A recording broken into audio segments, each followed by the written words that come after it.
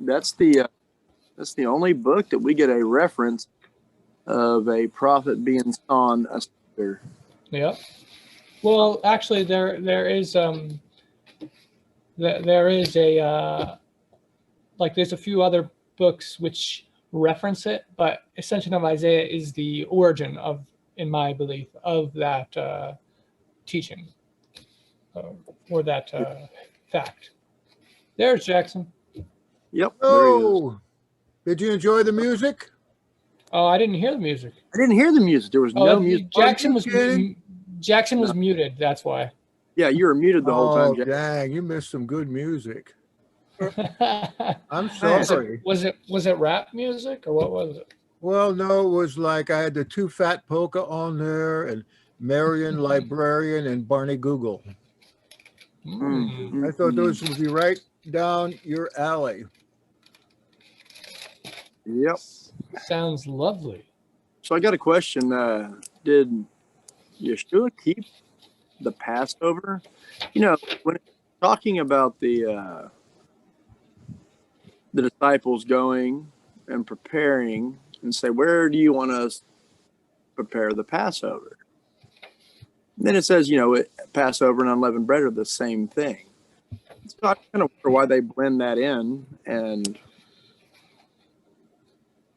did he keep the Pesach? In one case he did, in one case he didn't. It depends on what calendar you're on, huh? Well, you can see what calendar they use by going to Mark chapter 11 and following through from Shabbat to the Passover. You'll find that they were on the Zadokite calendar. As far as, what was the question again? One of the Gospels says that I won't eat this Passover, I think Luke, until it's served in the kingdom, and then another one he does. So probably he did. So my understanding is Luke, when Luke Gospel says that, it's meaning I won't have it again until. Yeah, right. Well, to say Gospel again, of John. Well, I mean, to say again means you had to do something before to do it again. Right. The Gospel of John is the one which makes it seem like that they did not have it, but it can easily be like the fact that we've mentioned that there were different calendars. That is one of the arguments used to interpret the contradiction, the otherwise contradicting information between the Gospels. Well, and the reason I bring this up is just because, I've been running through the apostolic constitutions, and it came to a very interesting area, on how to keep the Pesach and when the day, they say the Lord's Day. I know there's some things that must be added and some words changed, but they really make it sound like the disciples believed that he kept the Passover with them and that he wasn't crucified until they try to put. If you follow Mark through, you'll see that the Passover was on a Tuesday. Mm-hmm. They kept their Passover, and then he died on the Pharisee Passover. Yeah. That's my understanding. Okay.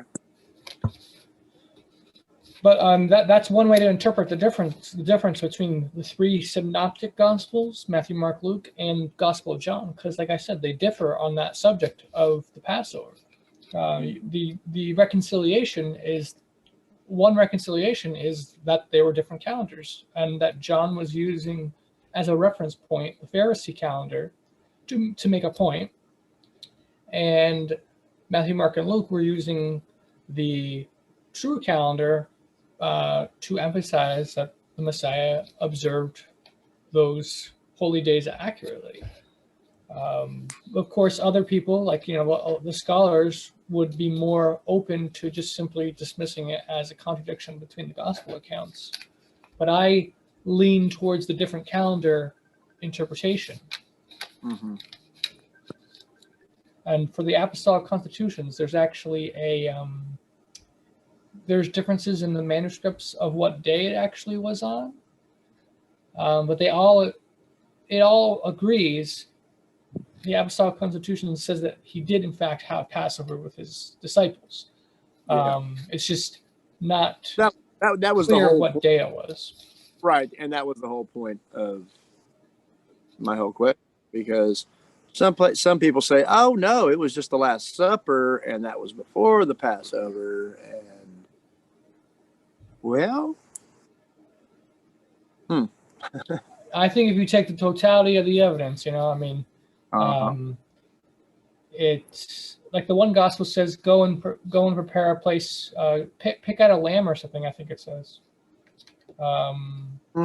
Like they did all the preparation. Yeah. So they went. Yeah, they went and got a lamb, and they even said, Master, where do we go prepare this Passover? Right. And that's when he told them to go and find the man with the jar with the water, and he'll tell you where to go.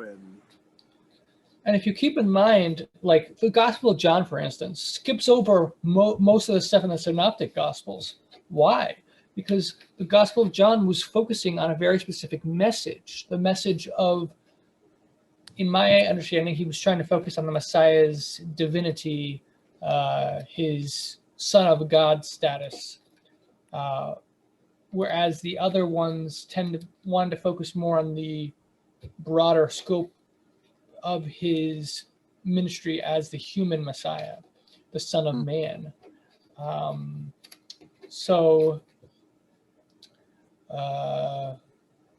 forget what I was going to say about that, but okay. So basically, my point by saying that is that the gospel writers didn't mention details that were irrelevant. When they mention a detail, it's because they felt it was relevant for the narrative they were trying to present. So Gospel of John completely skips over the narrative of Matthew, Mark, and Luke for most things. Why? Because it's not relevant to what he's trying to talk about.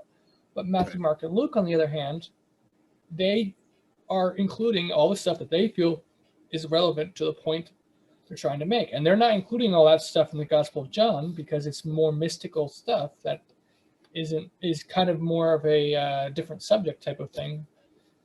And it's the Matthew, Mark, and Luke is more of the meat, the basic gist of his teachings. And Gospel of John is more of like the higher mysteries, the allegory behind his teachings kind of thing. So I would say that if Matthew, Mark, and Luke are including that detail about go prepare the Passover, it wouldn't make sense to include that detail unless it was relevant to the narrative. And the only reason to be relevant is if they did, in fact, observe the Passover. It was Passover day. If they didn't observe Passover, there would have been a comment in there that said they prepared it, but before they were able to observe it, he was arrested. That could have that could have been a powerful statement. But if that happened, the gospel writers would have said he sought to obey. Well, yes, exactly.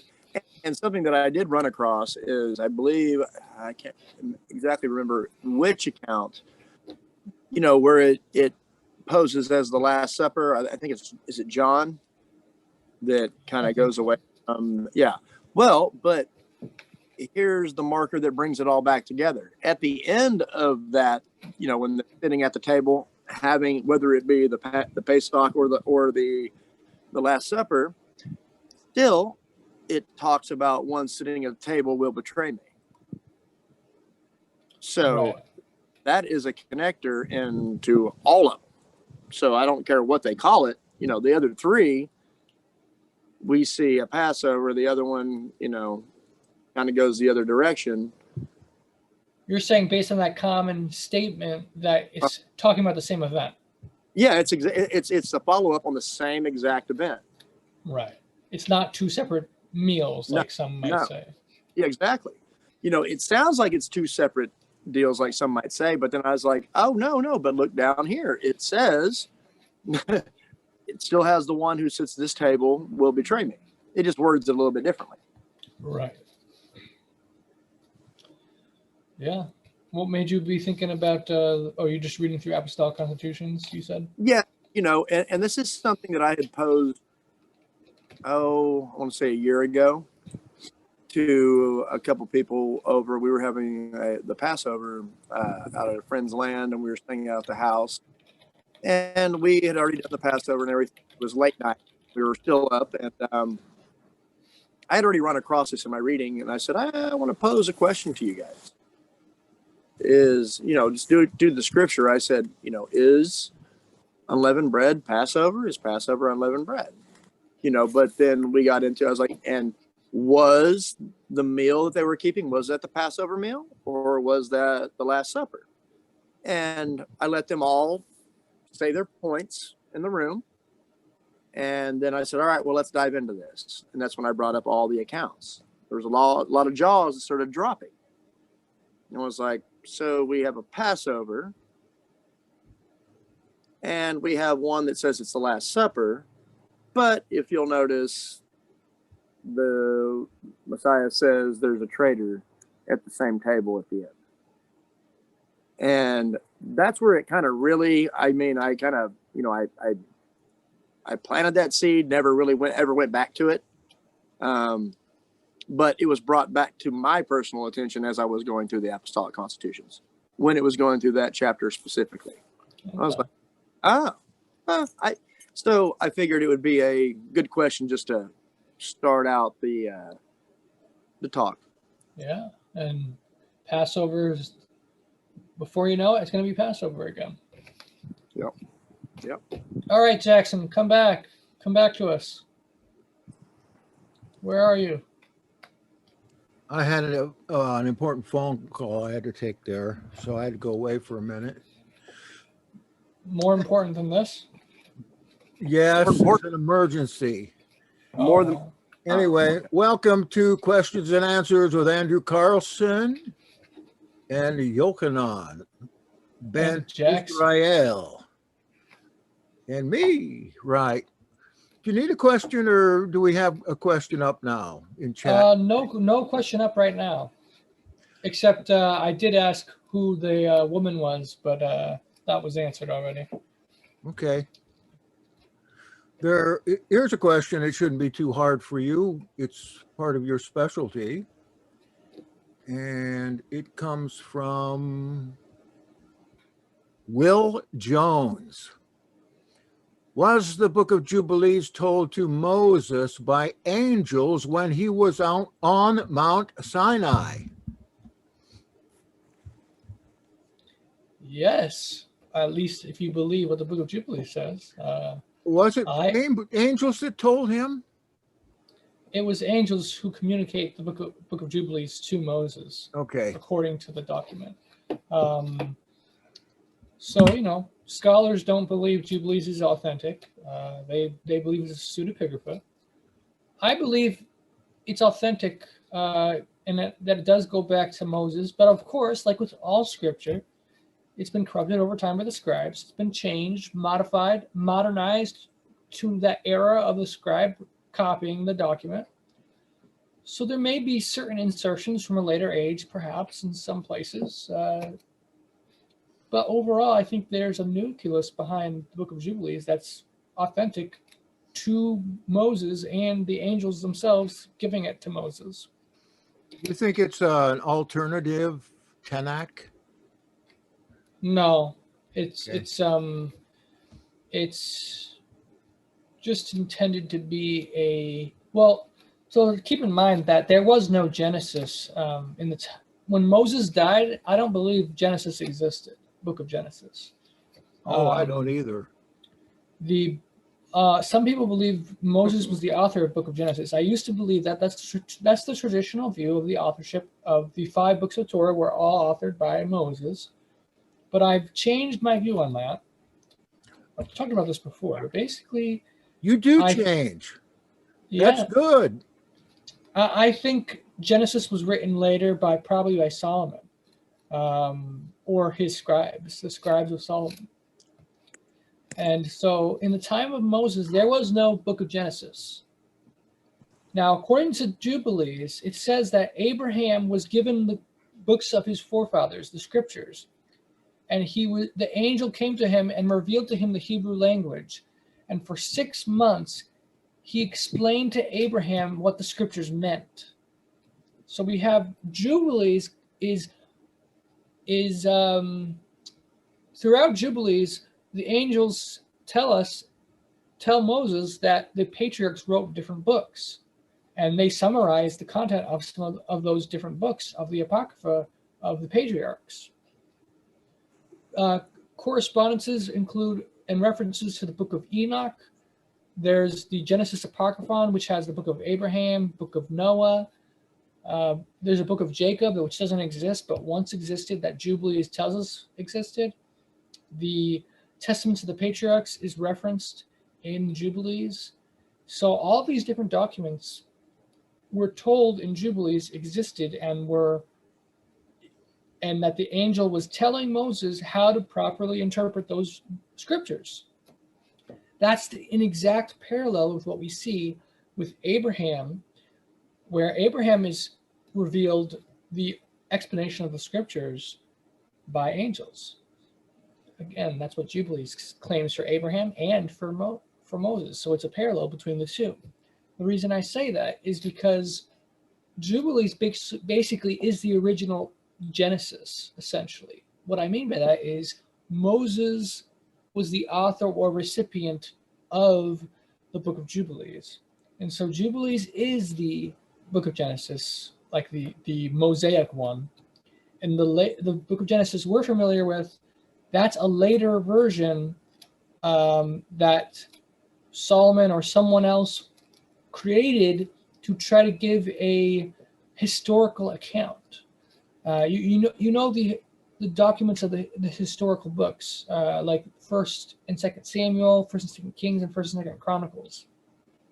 It's clear that whoever is responsible for those books wanted to create a history of the entire scope of Israel's past. And so to do that, you also need the history all the way back to the beginning of creation. Book of Jubilees does not function as a very good history book because it focuses more on the religious elements in like what I mean by that is it focuses more on covenant, on law, and it's like a revelation. Whereas Book of Genesis is not a revelation, it's just a historical account. Someone who authored Genesis is basically telling us this is what happened, a very human explanation. Jubilees is a supernatural explanation, a commentary. Jubilees is basically commentary, whereas Genesis is an actual history book that was written to cover the past. So with that said, I think what's very interesting is that Jubilees corresponds with where I think the book of Exodus originally ended. I think a book of Exodus originally ended around chapter 17. So Genesis and Exodus 1 to 17 together correspond with the book of Jubilees. So it's very cool the way it lines up. But I believe Moses did in fact write the 2 books of law. And then, like I said, later scribes took the writings of Moses and made them into history books. So what's that sound? Music. Mark Heston. Is that a phone call? Yeah, let me see if I can get him. Hello? Hello? I do too agree with you about the angelic meeting.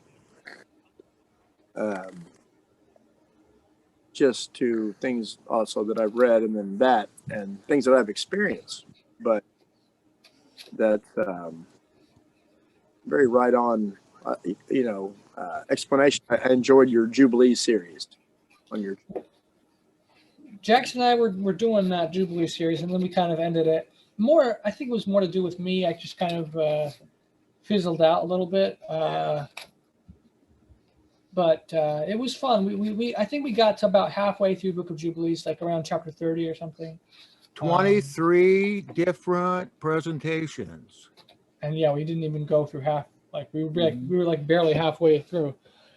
So, hey, Onya, I was going to tell you, in the chat, Jeremiah asked when we were talking about the angels speaking to Moshe, he said, like the Watchers. And I said, well, somewhat. If you could go into an explanation, and the reason I say somewhat is due to when we get the word Nephilim, and even in I believe it's Revelation. I think. Sorry, went brain dead. But it talks about Mashiach coming in the clouds. But the word cloud in the Greek translation is Nephilim. So, which brought a real thought to my mind. Wait. Where does this say this? Hey, Jackson. Revelation. Mm-hmm. The word for clouds used in Revelation is Nephilim. It's translated clouds. Yeah, that was a surprise that I found when I was reading. Where does it say Nephilim? Wherever it says clouds. He He is comes. coming with clouds. He is coming with Nephilim. So where did you get the Nephilim rendering? Right Is that right out of my Greek Bible. So I want to look at that. What verse? Or I could just look up coming in clouds or whatever. Yeah. Because I have a Jeremiah 1:7, but I don't. Is that it? I don't think it's 1:7. I mean, Revelation 1:7 says, "He cometh with clouds." Yeah, that's it. That's it. Okay. So, I mean, we took a look here. Good call, Jeremiah.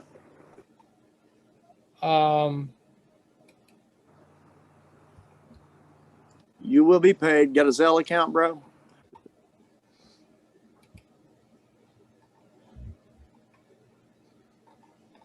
Okay. I'm gonna disagree with the equation of it with Nephilim. Of course. It looks like a Nephilim, right? But there is something in linguistics called. That's a fear Baal under your title. Of course, you would do. So basically, there's something in linguistics called a false cognate, and what that basically means, it looks like they're related, but they're actually completely related, and they have no connection. Well, let's look it up. Well, I don't think they have a connection.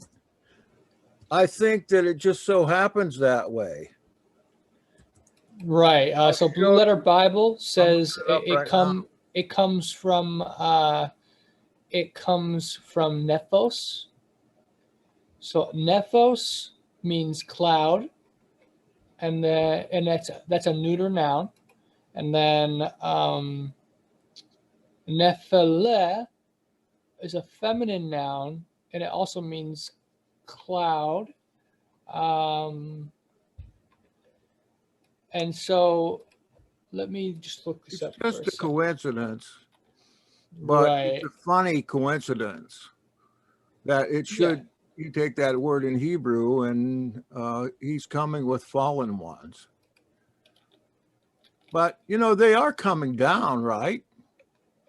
Clouds coming down. I mean, there is this one guy called what's his name? I don't know, the Edenics guy who believes all languages actually come out of Hebrew.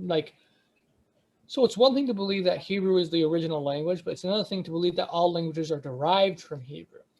Is there good watchers? Yes, there are good watchers. according to Enoch and Jubilees. Watcher does not mean evil. And there's even certain verses where it explicitly does tell us that that there are some good watchers. Well, here it is. Nephilim. Notice also Greek is like English, that they have different endings for different cases and so forth. Right. And E, that is a PHEL, omega N, Nephilim. But then Okay. you find that same word with a different ending here and there. So I'm pretty sure there's something about Greek where, like, or maybe it's Latin, where L is added to words for a certain reason. Let me see. I don't know of that. I've studied both those languages. But I do know, for example, one common phenomenon in languages is rhoticism, where an R is added to words. Yes. That is a very common phenomenon. It occurs in Latin a lot, but it occurs in Hebrew sometimes, where an R is added. Perfaciamus in via. That's What Latin. does that mean? Means, why don't we do it in the road? Do what? Exercitum in agros vastant. The soldiers lay waste in the fields. That's what I remember from first year Latin. So I'm just going to look up this word quickly. All I remember about Latin was a saying. Latin is a dead language. It's rolling in the dust. First it killed the Romans, and now it's killing us. That's right. It's very difficult. Okay, so this is interesting. It's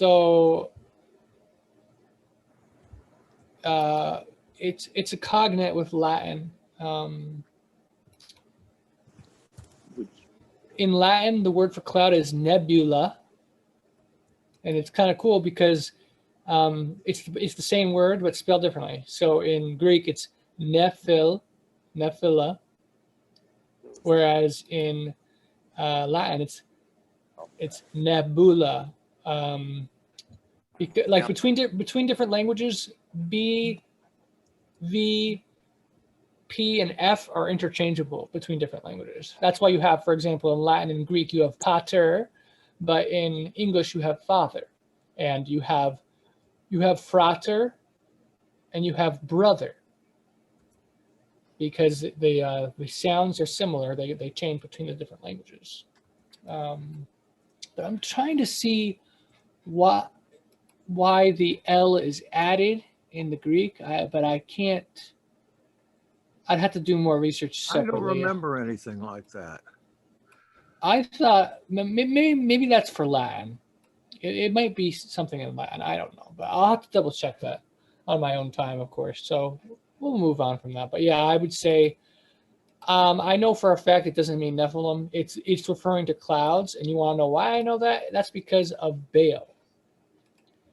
And I know you guys might find it funny that I always try to insert Baal into these things, but basically. Oh man, we know what it means. We're not that uneducated. No, but the reason basically what's interesting is Baal is described in Canaanite writings as coming on the rider of the clouds. He's the rider of the clouds, and that's like a very characteristic description of Baal, like that. No other god is described as riding on the clouds, but Yahweh and Baal are both described as the rider of the clouds. And so I find that very significant. So I think this passage, this verse from Revelation, which talks about the Messiah coming down on the clouds, is a callback to him being the Lord, the Master. I agree. Okay, so that's that. Why did Nehemiah build the wall around Jerusalem? That comes in. Because he was commanded to by God. There you go. Maybe that's Yeah, the yeah. real question about it. Was he Yeah, commanded? yeah. And does the day start because he shut the gate at nighttime and No, I don't. I can't get on he that. said, "Oh boy." Well, so which question are we doing here?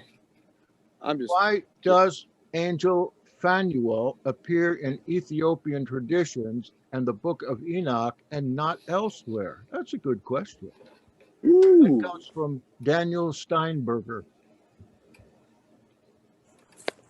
Want to hear that again? Yeah. Why does the angel Phanuel appear in Ethiopian traditions and the Book of Enoch and not elsewhere? Like, I guess he means in the Bible. So hold on one second.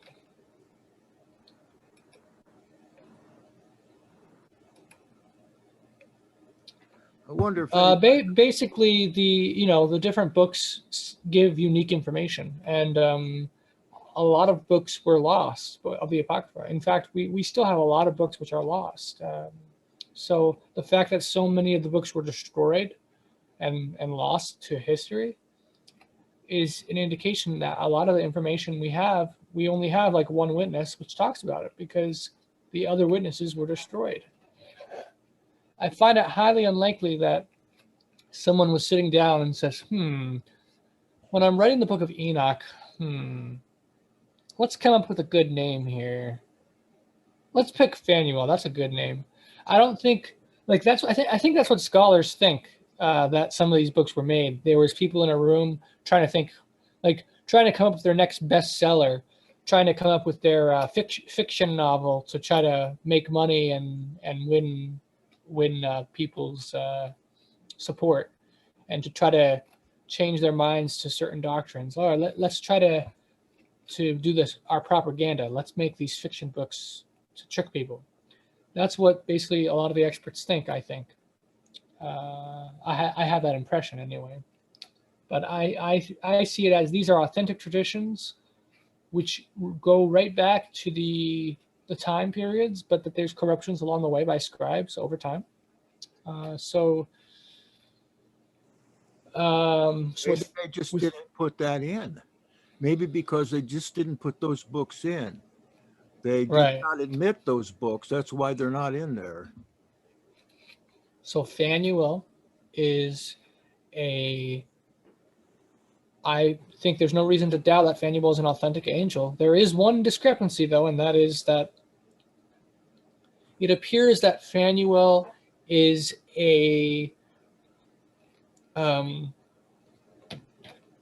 there's 4 archangels as a group, and sometimes the 4 together is Michael, Gabriel, Uriel, and Raphael. But sometimes instead of Uriel, they replace Uriel with Phanuel. And in the Dead Sea Scrolls, instead of Uriel, it's Sariel, for some strange reason. So we have Uriel or Sariel. Well, either way, those 3 hold a very big position. 3? Well, I mean, of those 3 names, maybe being the one, Uriel, holds a very They're all the same. Whatever the name is, I believe it's referring to the same entity. Yeah, so that entity has a very big role because I believe, wasn't it Uriel that was with the son of Yeshua being in, and I'm not talking about Messiah, but was it Tobit? No, not Tobit. No, so that was Raphael. Was that Raphael? From Tobit. That was walking with him? Yeah, Raphael. Okay. But Uriel is the one who revealed the calendar to Enoch. Uriel is also the one who warned Noah of the coming flood and told him how to save himself in the ark, according to the Book of Enoch. So he definitely had a major role. Yeah. So I'm typing my answer in here. You can't talk anymore, Jackson? Yeah, I Yeah. can. I Like a just cat. think it's because they simply, the Pharisees canonized what we consider the Old Testament today, and they continued to change it and change it for 1,000 years. They just didn't put Enoch and Jubilees and some of those what we call apocryphal books in today, or apocalypses, because they didn't like that brand of religion. Mm-hmm. Now, around, I don't know, maybe 10 o'clock, Laura did say she had a subject she wanted us to speak about, but why don't we do a one or two other things before we get to that? Okay.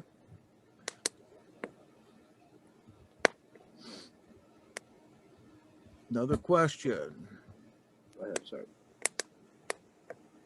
Job says in 14:1, man that is born of a woman is of a few days and full of trouble. Can a man in the midst of this trouble, sadness, experience joy, for instance, in this pandemic? Does that make sense? David Gutierrez. Yeah, and the question would be yes. I think so too. Maybe the question is more like, even though they said can they, I think what they're looking for is how can they. Yeah, I do too. That's probably, that's not what they asked, but I think that's probably what they really want to know. Besides, How that can wasn't some- Job saying that anyway in Job 14. It was one of his friends. Mm. Yep. Yep. That's always important to keep in mind who is speaking it, because people will quote the Bible and say, see, the Bible says it, but it could be, Yep. it Because could be Satan talking. Like, Yeah, because obey the emperor. Yeah, because we know those friends were not good. Right. Now, at the same time, a lot of their stuff that they say is actually pretty close to the truth, or even is the truth most of the time. So there are some things we can learn from them, but we shouldn't take what they say as the word of God. It's the word of whoever said it, and they may be right, they may be wrong, and that's up for debate. It's up for discussion. But they're wrong only in the sense that they were wrong that it proved Job in the wrong. But many of their arguments and points actually hold true in many circumstances. Not absolutely. They're not absolutes, but they, as general principles, they hold true. Like, it tends to be that if you are obeying, then you are not suffering horrible sickness. But that's not universally the case. There are exceptions to that. There are certainly exceptions. But there are people that understand it like that, and when they get sick, they get mad at God, or they say, God, why can't you heal me? And God, I did this and I did that. Why am I getting sick now? I think it's just the human. Actually, that transitions pretty well into what Laura wanted to talk about, actually. Okay. And then, of course, I get something from a couple believers that are around me that take Job out of context all the time to, well, how do you, are you dealing with it like Job did? Or, or they try to say, well, I, try to, give you my testimony, but I want to try to relay it to Job, and half the time I don't even know what Job's talking about. Mm-hmm. Or like you said, who's saying what? It's a very deep subject matter and content. Yeah. So, yeah, a lot of people say, why God, why? But the thing that I find really comical is that they don't seem to have an issue with God when other people are suffering. They only have an issue when they are suffering. But that's very egocentric, very self-focused. Like, it should be obvious. Like, the problem, there's a whole problem of evil that people struggle with. and it's fair to struggle with the problem of evil. But that problem of evil doesn't just suddenly come into existence because, oh no, evil happened to me. You shouldn't be like having no issues with the problem of evil, and then all of a sudden, oh, something bad happens to you, therefore now you have a problem with it. That's very illogical. See, there that comes to a point of blaming something else besides their own decision making. Yeah, I mean, sometimes it's not always their fault, but in general, much of the time, bad things that happen to us are either because we did something or they're indirectly related. Like, so for example, my dad was just watching something on TV the other day, like a cop show or something, where one of the cops, okay, so basically one of the people on the street was like hollering at a girl saying how attractive he thought she was and that he wanted to be with her or whatever type of thing. So basically, he was harassing her on the street type of thing. So the proper thing to do, there's two things you could do. You could either just walk away and ignore it, or, you could make a report to the police if you wanted, right? The thing that you should not do is confront this stranger who may be completely unhinged. So in the show, he walks up to the guy. He takes off his gun and badge and he basically wants to hand fight this random person on the street.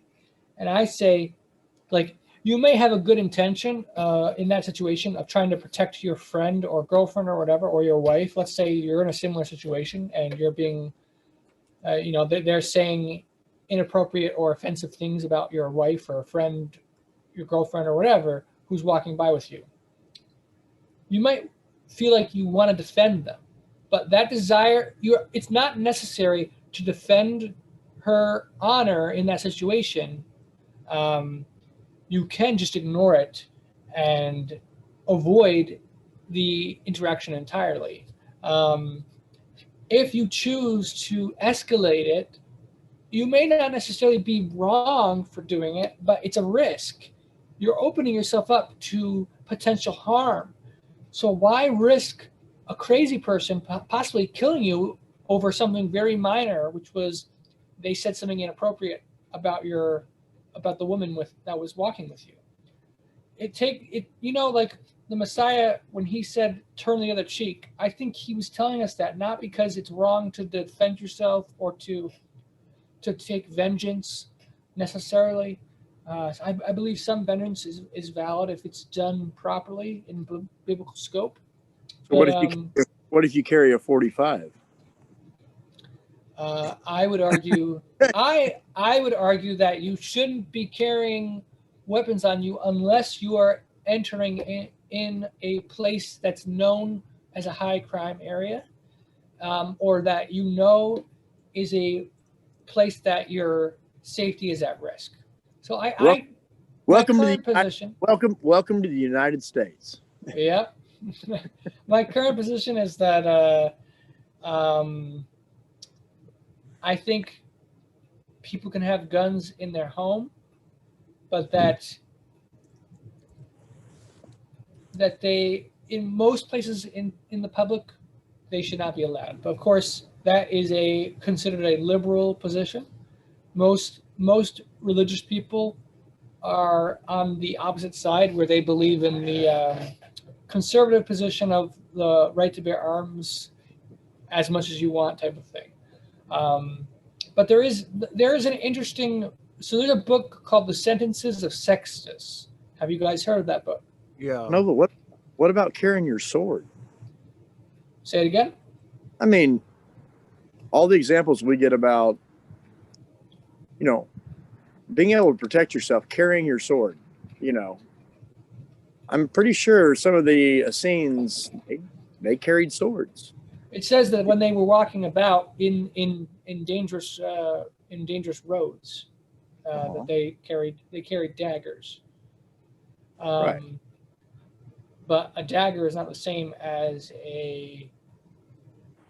a sword, and it's not the same as like bows and arrows and and catapults and whatever, like so there's so the book Sentences of Sextus, it's kind of like a book of Proverbs but in the New Testament. Mm-hmm. Now I believe it's scripture, but people might disagree with some of what it says. But in one place it says something like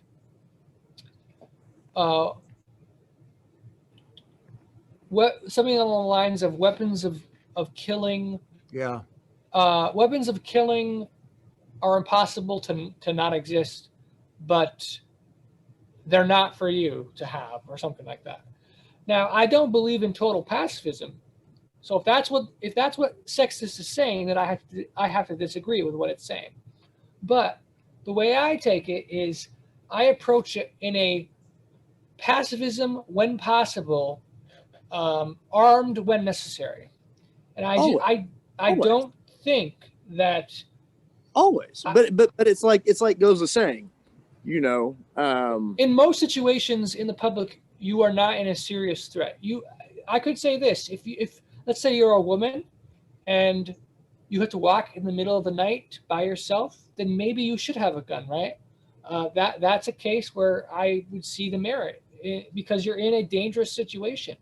But if it's in the middle of the day, there's a bunch of people around, you typically are not in a high-risk situation. So I would argue that carrying it around is inappropriate. Now, I am open to the possibility so I'm inclined to think that like, at least in the past, I've kind of felt like it's a sin, but I'm not hard-lined on that. I'm open to the possibility it's not a sin per se, it just might be foolish, because Scripture does talk about wisdom and foolishness, but it's not necessarily, sin is not necessarily the same as foolish. So if you think about it in terms of risk scenario, a risk scenario, like let's say cliff jumping, okay, or skydiving, or whatever. Name anything that's a potential risk. Skydiving. It's not a sin necessarily to do those things, right? But you do have a risk of dying if you do those things. So if you want to avoid that risk, that might be the smart thing to do, because some of those activities might be a little bit risky. Okay. I don't drive cars. I'm not comfortable driving cars. And one of the reasons is because I'm afraid that I would cause an accident and kill somebody. That's a risk I don't want to take. But I'm not going to go so far as to say it's a sin for other people to take that risk. So, I mean, a threat can be posed at any situation at any time. Now, being able to carry something to protect yourself or your loved ones, or, how do you dictate, an area of hazard or danger to just, going about your daily life and really just being able to protect yourself? Because, I understand your argument of, you shouldn't be able to go into an area with your weapons. Against, back to Wild West, what'd they do? Check your guns in. Well, okay. Well, criminals and people, they don't obey those things. And yes, I guess if we're protected, or, some believe that, I don't have to carry anything for protection because Messiah's got my back. Yeah, he does. He does. If you're a believer, yeah, more than likely, you got some good things going for you. You're making right decisions anyway. You're not going to be in areas that you don't need to be, but there are certain times that, okay, I'm walking peacefully. I don't have the intention of doing harm to anyone, but at the same time, somebody comes and tries to take my life, or a loved one, or a brother. So I don't think you probably, I'm not sure the best way to say this. Basically, The thing is, it's extremely easy to kill somebody. I speak from experience. No, I'm just joking. I don't speak from experience, but like let's say someone wanted to kill you. All they have to do is literally walk up behind you. You're not looking, and shoot you in the back, and you're dead. Because you're completely caught by surprise. You're not prepared for it, and you carrying a gun will not save your life because they have the advantage of you not knowing. That because if they are intent on murdering you, then your gun will not save your life. Because as long as they are smart and just simply have to wait for you to turn your back, they can murder you. The time where having a gun on you can potentially save your life or save other people's lives is something that's more of a spur of the moment type of thing, where something gets escalated. A situation gets escalated.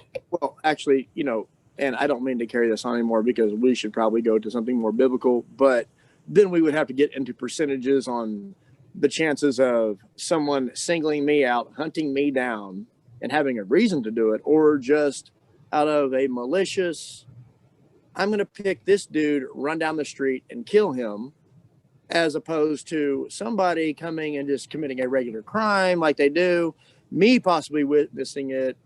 They're normally not that sneaky. But yes, there's a chance that both can happen. Now, if we want to go into percentages, one completely outweighs the other. But we probably should talk about something more biblical now. I'm sorry that the swords got turned into guns. Well, I will say that I think there's an important principle here and in Scripture, and that it says that in the Messianic age, it says that swords will be turned into plowshares, or whatever the word is. The basic principle here is that when you're in a time of peace, you do not need you don't need swords when you're in a time of peace. So let's go back to the beginning, because remember, in the beginning things were created perfectly, right? Adam did not have a sword, and I'm waiting for that time of peace. Well, so in the beginning, Adam did not have a sword, and all his descendants didn't. But then the Watchers taught them how to get metals from the earth, and they learned how to create weapons. And then once the weapons were created, then they started using them to attack each other. So once that box is open, then you do need weapons to defend yourself. But yeah, you're right. From the beginning, it was never meant. I think, at least for me, I think I'll just say there are so many things where it can escalate unnecessarily. When both people have guns, it can escalate in a way that's I think a lot of people die that wouldn't have died. And you are right, and I agree with you as to with the fallen ones bringing the study of forming metals into weapons. But then everything that happens, then Yahweh always makes it for a good purpose, because then we see him using his people and utilizing those same instruments that were created for evil for his purpose. So there is also another thing in the Torah. It speaks of if someone comes into your house in the middle of the night, they break into your house in the middle of the night, and you kill them, there's no bloodshed. Because it's in the middle of the night, you have the right to assume that they have a sinister intent and that your life is in danger, is at risk. Mm-hmm. So the circumstances of it being at night and in a situation where they should not be, them being there is high risk, is a serious threat by default.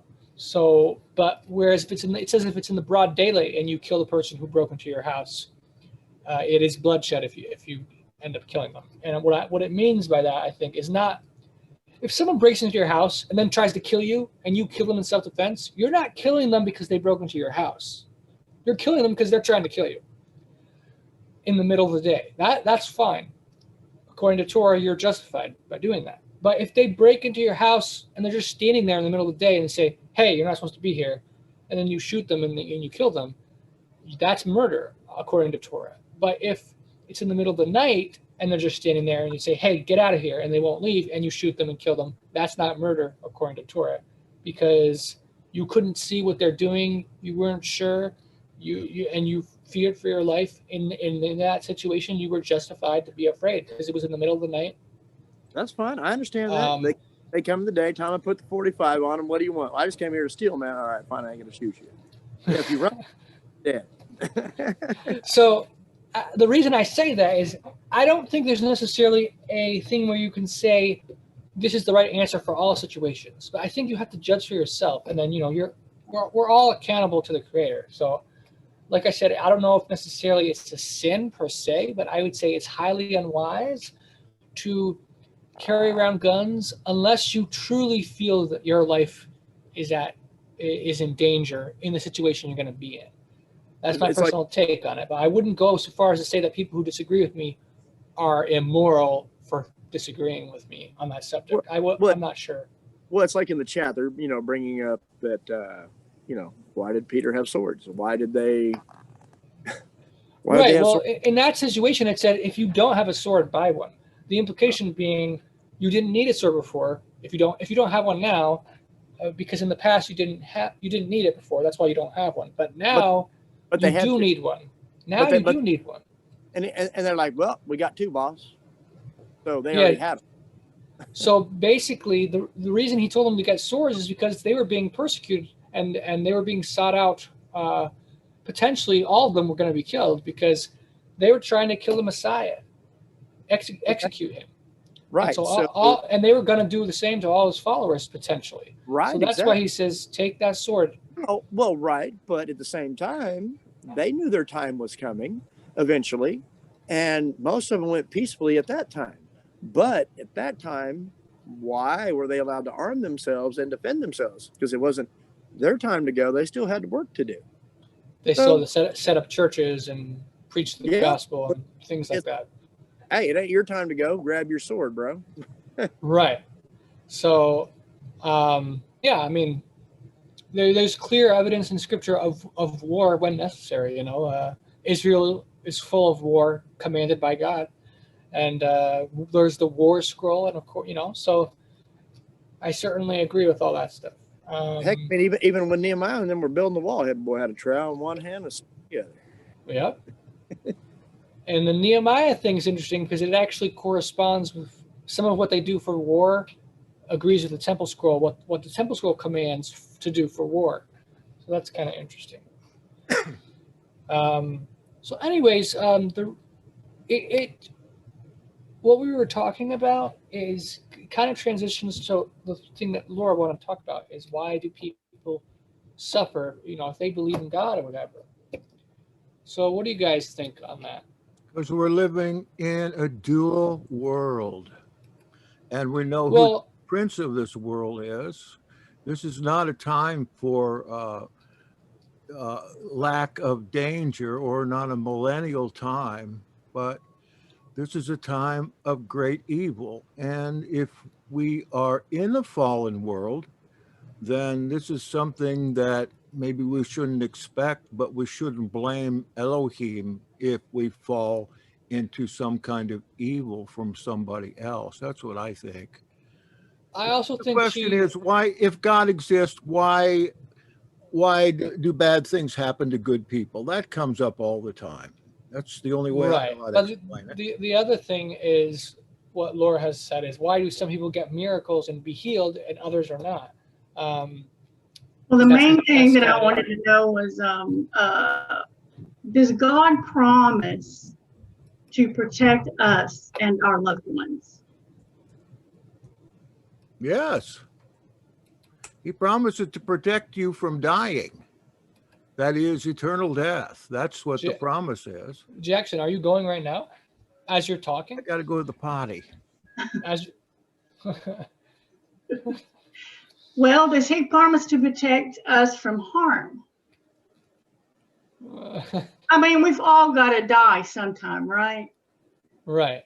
But is there a promise in Scripture to protect us from harm or death? And why doesn't he heal everyone who comes to him in faith? Is there a promise for that? So, you know how the Messiah said, I could call angels down to me and save my life. I could step off the cross if I wanted to. Yes. But he didn't. But he had that power. If he had the power to do that, and so, you know, all the miracles he did, surely he had the power to pretty much stop all the horrible things in the world from happening. You could conceivably see God I have a couple examples. intervening where all rape and murder and war, he would just stop. But he doesn't do that. What were you going to say, Jackson? You have examples? Yeah, I have a couple of examples from my own time in church ministry that are that explain that, I believe. Let me tell you two short stories. One is one night in a night service, Sunday night service, we had a woman and an infant come in. The infant was supposed to go into the hospital, but instead the woman brought him to church because it was on the way to the hospital. A child came in with an eye as purple all over the eye and messed up.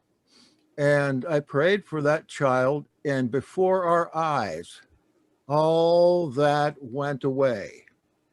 Right before our eyes. Then she said, "Oh, since you got the healing touch, I want to quit smoking cigarettes." So I said, "Okay, I'll pray for you." And I prayed for her for that and anointed her with oil. And she said, "I'm free, I'm free." And she went outside after the church. And when she got to the church porch, she lit up another cigarette. Okay, that's one. Here's another one. This is better. Paraplegic, guy in a wheelchair. He came to church day and night, and he was always wanting to be prayed for every time for his healing. It didn't come, it didn't come, it didn't come. And he was getting more and more frustrated about that because, well, he couldn't do anything for himself. Even to go to church, he had to be picked up in a van. Then the pastor, who wasn't me, told him, "You wait till Buddy Bear comes. He's a healing evangelist. You're going to get your miracle when Buddy comes. You're going to get your miracle when Buddy comes." So this kind of built up in him until the day when Buddy came. And so Buddy promised to pray for him. The kid yelled out right in the middle of the service that, "Don't forget me, don't forget me. This is my night. This is my night." And so they wheeled him up there to the altar of the church. And just as Buddy was about to pray for him, he began to scream. He says, don't. And he started to cry, "Get me out of here, get me out of here." And later, the reason why is, he said he realized that he didn't want to be healed because he would lose all his friends. Nobody would pay attention to him anymore. No one would pick him up for church. That was his life, church, and he lived in a nursing home. I think it has a lot to do with a person's faith and their motivation in these kind of things, because I've seen that in my entire life. I've been in that movement and worked in healing myself, and that's the only thing I can think of. I've seen a lot of tremendous healings, tremendous, but I've seen more times than that when they were not healed. And who can say what the reason is? So, imagine, we'll use the example of, let's say you're carrying your gun, in your Second Amendment, right? And you're walking in the street. You know how to use your gun. You're fully confident. You know how to shoot it. You're like an expert shooter, and you have your gun in your pocket. Walking by in the streets, it's kind of in the night, and then you turn to your right, and you see a woman being horribly raped by a man. and the woman sees you, she's screaming out to you, help me, please, he's trying to kill me or whatever. You hear her say that. You have a couple options. You could call the police. You could walk over, shoot the guy, try to kill him to save her life. Or you could just walk away and do nothing. So let's say you decide to just walk away and do nothing. No, there's another option you just left out. Okay, what's the other option? Go drop kick him in the head. No, you'd have to. That's not an option. Oh, yes, it is. If he doesn't have a deadly weapon. Oh, yeah. If someone's being raped, I believe lethal force is justified and should be done. But if you feel like you can stop it without lethal force, that's your call, you know. Oh, you can stop it. So, okay, we'll put that as an option. Basically, but the point of it is, if you decide not to intervene at all, you just walk away, society will condemn you as a horrible person for not intervening, right?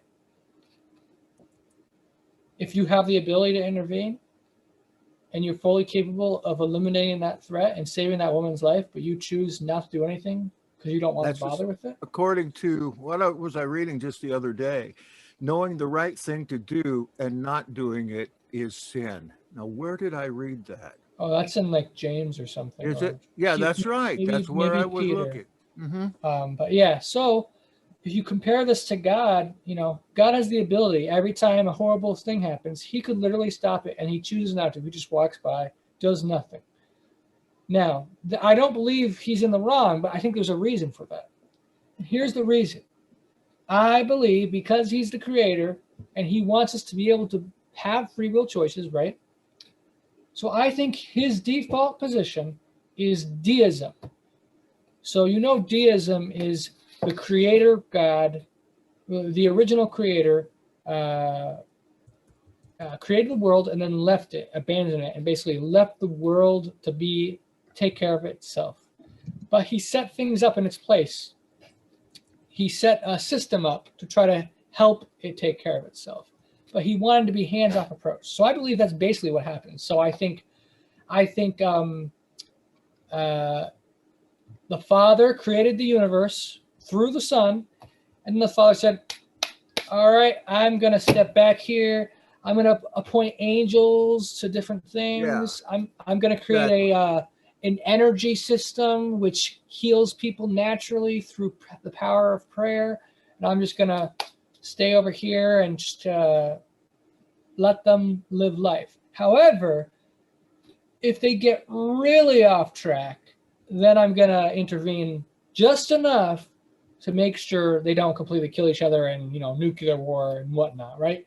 He'll intervene just barely enough to make sure our ability to make choices is preserved and our ability to have salvation is there. So he wanted Israel as a holy nation. So he intervened specifically in the history of Israel for select individuals because he wanted them to bring about the glory that he wanted to bring. But and the same thing with the church, the founders of the church, the apostles, he gave them amazing miraculous ability. But he didn't give this miraculous ability to every believer. I don't think it's a guarantee that all believers have this amazing miraculous ability that they can do anything they want. So unless God is just a complete, I don't want to say it, you know, but a complete something, fill in the blank with whatever you want to say, then the best explanation is that in general, the default is he's not going to heal people. He's not going to intervene. And the only time you will be healed is through the power of an energy system that he's put in place, through the power of prayer. But that miracles can happen and do happen, but only for a select few. When that miracle will have profound impact on the world. He's not going to answer your prayer. Like he's not going to directly intervene and say, oh, God, please, I pray that I get 100 on my math test. So really, we believe that God's going to stop everything he's doing and say, all right, Johnny here needs an A on his test. I'm going to intervene and make sure he gets that A. Oh, but that woman just got raped. Whatever, who cares? That to me doesn't make sense. So why would he randomly say, oh yeah, I'm going to make sure he gets that A because that's important, but not do any of that other stuff? It really doesn't make sense, right? But with the power of prayer, you can pray, please, God, give me an A. And that prayer has this power of energy where you can communicate with a system, kind of like computers, basically, where maybe there's some information out there in sort of like a cloud. You know how like Amazon has a cloud?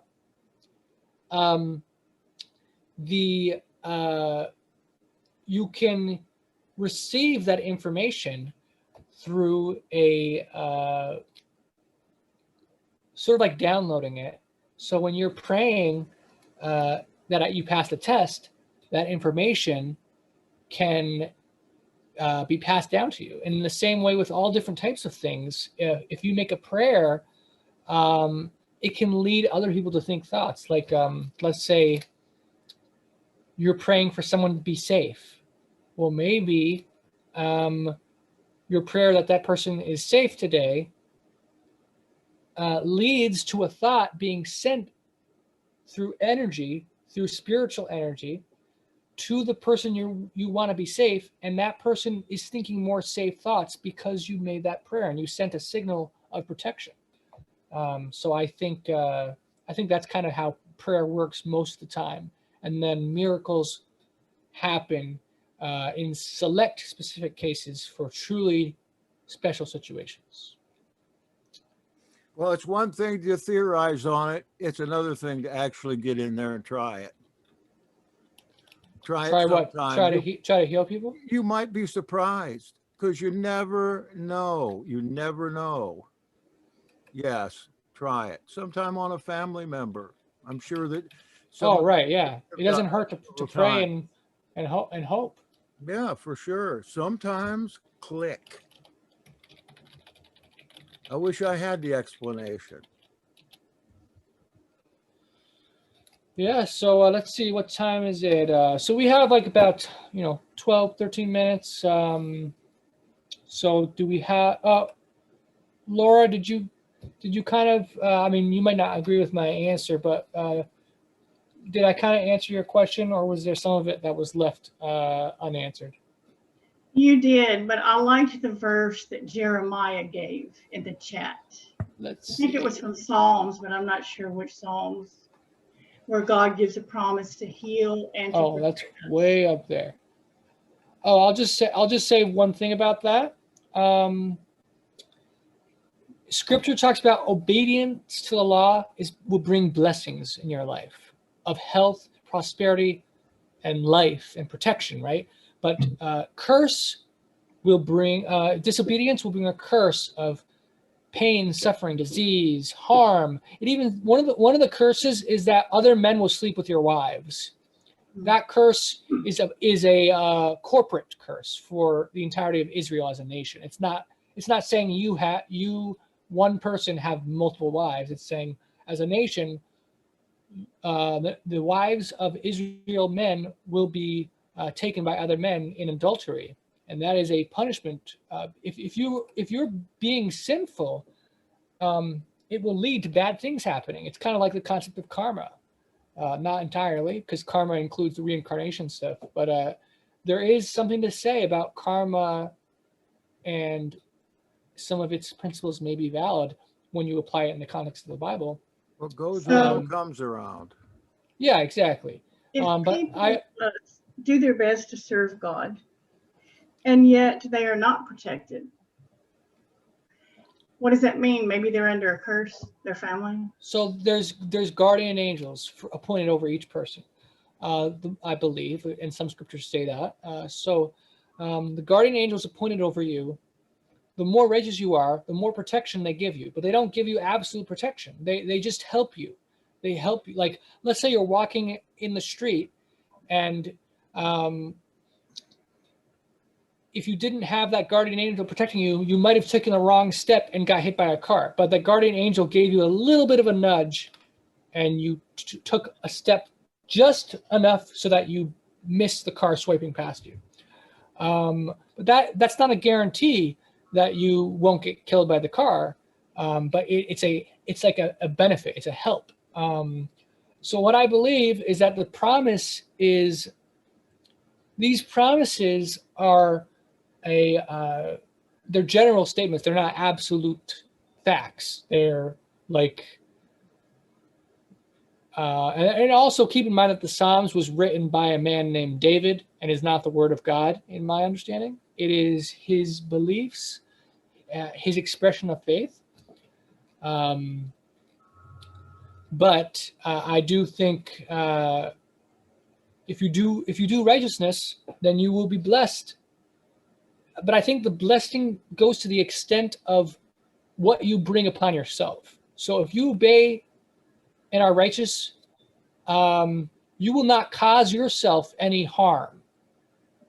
But people can still cause you harm, and you're not guaranteed protection from that. You're only guaranteed protection from self-harm if you are obeying God, in my understanding. Common sense and wisdom play too, I'm sure. So if someone, like I said before, if someone wants to murder you, there are plenty of innocent people murdered. You know, Abel is the first person who was murdered. Abel wasn't murdered because he didn't have enough faith or wasn't righteous enough. Why didn't God protect him? It's because, like I said, free will, and Abel had all the protection from self-harm, but he didn't have protection from others who wanted to kill him. So that's my take on it. Thank you. Thank you very much. You want to do one more? Sure. I'm not sure if I offended Yochanan or not. I tried to ask him. You can't but offend him. He didn't respond. Try to ask you what? I said, did I offend you? Because you had said next topic. No. Oh, okay. Okay, Have you as ever- a Jew, What was it? as a Jew, who comes first for me, my wife or my mother? Based on the Torah and the Jewish Bible, does my mother get more priority than my wife? It's a good question. Yeah, it really makes you think. So Wives don't get a very good, well, wives are pretty well cut down in the Bible, especially in Proverbs and Sirach.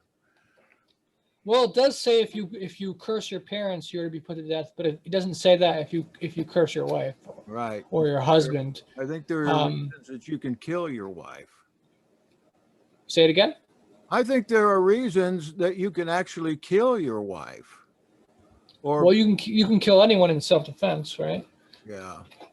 But of course, you know, adultery is a capital crime according to Torah. You know, so there is basis for if you sin against your spouse, there may be times of capital punishment. But it does appear that the parents are of the higher importance in terms of, you know, the hierarchy. But like, well, there is the possibility that the Ten Commandments are in order of importance.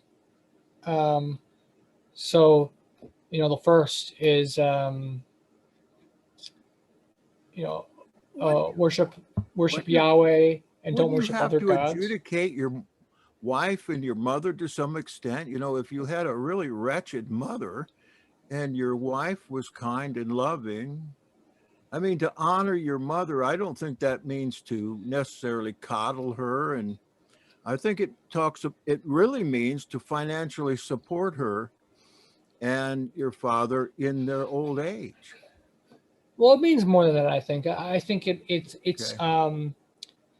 I mean, it includes that certainly, but it also, like, you are not to bring shame upon them. Like, you're not supposed to, like, say, like, let's say you're talking to people online, some of your buddies, and you're saying, "Oh yeah, my parents, they're so stupid, they're idiots or whatever, you know. And like you're basically putting them down and making them look bad. You shouldn't want people to look down on your parents. You should, if your parents are bad people, you should be ashamed of it and you should be trying to conceal that. You don't want people to know your parents are bad because you're ashamed of that. Well, you know, I also look at it in another way as, you know, and let's say your parents did raise you right and you were a rebellious child and, you know, and let's say they were known, you know, in your congregation and you were raised correctly, but at the same time you go out and you do something, you know, it brings shame to your parents. Well, it even says if you're a drunkard, Yeah. you know, it says my son is a drunkard and rebellious, and I rebuked him and he won't stop. Right. I think that applies more when you're living under his house, though. Right. Exactly. But then Yeah. it also beckons the point that, so what if one was raised by a family or divorced by maybe even one parent that was not a believer, and didn't raise you in the commands, didn't raise you correctly, and you found these things out later, you know, you still love them, you still respect them, because, I mean, you're always going to have that attachment.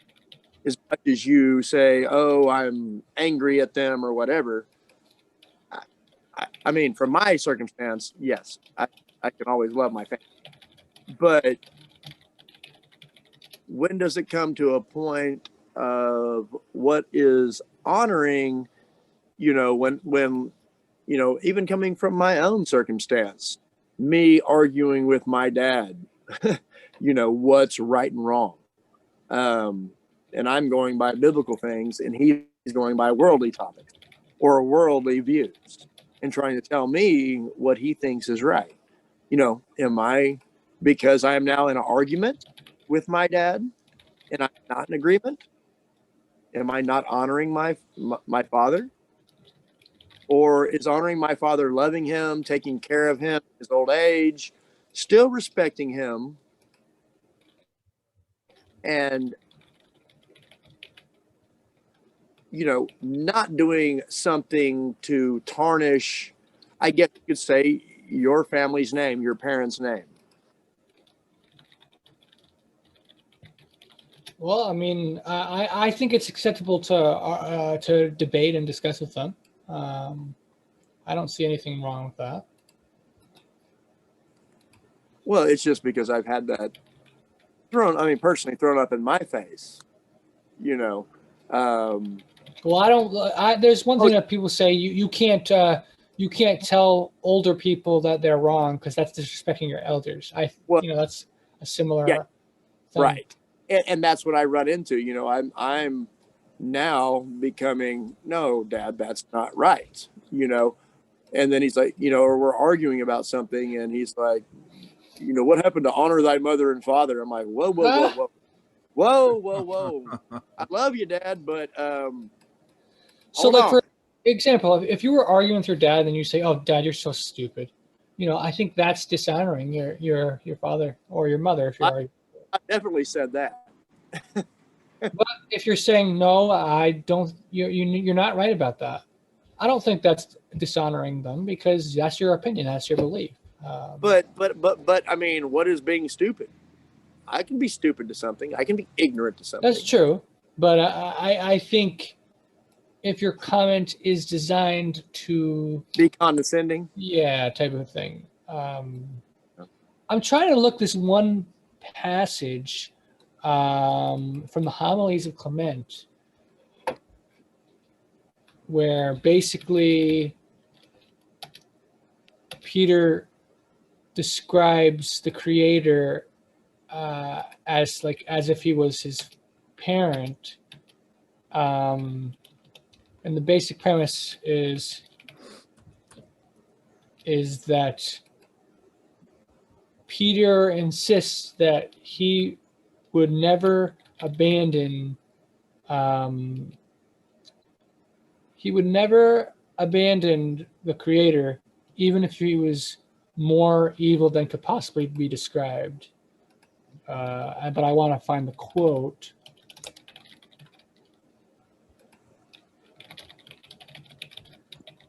But I might not be able to find it. I might have to share it with you guys later on Facebook or something. But I like the quote because it kind of gets to the point of, if you have an evil parent, should you still honor them? And according to Peter, the answer is yes, because you have an evil God, you should still honor your God. Well, how do you honor that parent? Just by not sinning against them, I would say. So, like, don't disparage them. Don't drag them through the mud. Yeah. I'm really frustrated because I wanted to read this passage. Let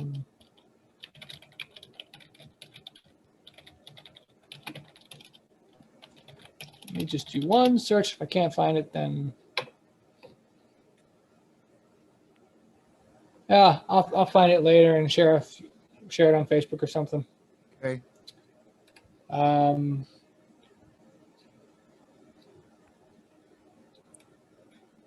Oh yeah, and then it's good to look up the Hebrew. That's a good point, to see what the Hebrew says, to see what the actual meaning is. So yeah, I think that's pretty much it for tonight. Did a great job, Andrew. Everybody, lots of good stuff here. So I thank you for coming, and I guess we'll see you next Friday. Is that good for you, Andrew? Yep, sounds good to me. Now, blessings to you all in Yahweh. Yeah, Jackson. See you for the service tomorrow. What Jackson? Jackson, Yokan's saying something. What? Sorry, Jackson. Sorry to interrupt. Can us three talk after? I mean, can we keep it on for a second, just for 2 seconds? Yeah. Let me stop the recording. Goodbye, everybody. Quote. Do you want to? You said you wanted to record. Okay. Yeah. So this quote is a continuation of the video that I was doing. So basically, this is from the Homilies of Clement, and it talks about Peter's belief that that he is to worship the Creator no matter what, even if the Creator is evil. And I think this compares with how we're supposed to honor your father and mother, even if they are evil. So here's the passage. This is after Peter basically was saying that some parts of Scripture are false and deceive people into thinking false things about the Creator.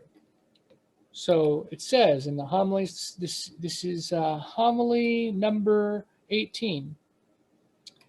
And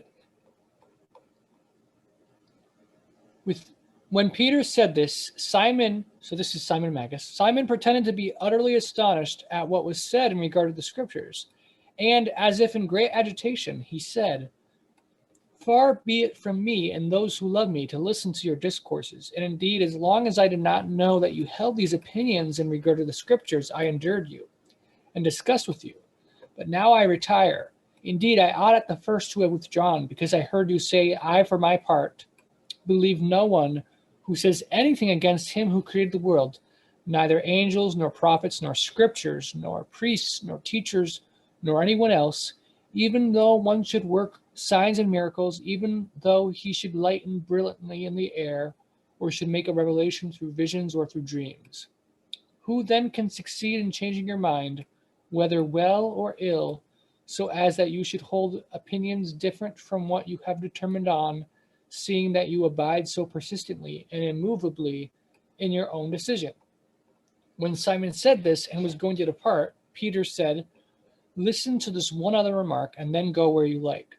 Whereupon Simon turned back and remained, and Peter said, "I know how you were then astonished when you heard me say, whosoever says anything whatever against God who created the world, I do not believe him. But listen now to something additional and greater than this. If God, who created the world, has in reality such a character as the scriptures assign him, and if somehow or other he is incomparably wicked, more wicked than either the scriptures were able to represent him or any other can even conceive him to be, nevertheless, I shall not give up worshiping him alone and doing his will. For I wish you to know and to be convinced that he who has not affection for his own creator can never have it towards another. And if he has it towards another, he has it contrary to nature. And he is ignorant that he has this passion for the unjust from the evil one. Nor will he be able to retain it even steadfastly. And indeed, if there is another above the creator, he will welcome me, since he is good, all the more that I love my own Father. And he will not welcome you, as he knows that you have abandoned your own natural creator. For I do not call him Father, influenced by a greater hope, and not caring for what is reasonable. Thus, even if you find one who is superior to him, he knows that you will one day abandon him, and the more so that he has not been your father, since you have abandoned him who was really your father. Thank so all you. that to say, Good. a long quote, our parents are basically like our creators, right? They created us. And so to us, they are our creators in a sense. And so we are to honor them as our creators. And in some ways, children are like servants or slaves to their parents. Just like a servant is to obey their master, even if the master is wicked, the servant still has a duty to obey the just commands of his master. In the same way, if you have a job, let's say you work for an employer, your employer may be a scumbag, an evil person, but you are hired by him. You have to do what you are paid to do to get your money, your paycheck. So in a similar way, your parents are your creators, so you were to honor them, and even though they might be wicked or evil, they're still your parents, so you have to do your part in doing the role of a child, of a son. That's the basic gist. Okay. All right. Sir, Shalom. Good Hope end. you guys enjoyed that. love y'all. Really do. And good luck on that, Yokanan. Good luck on that community idea. Just get it We'll together. try to figure it out. Let's see what happens.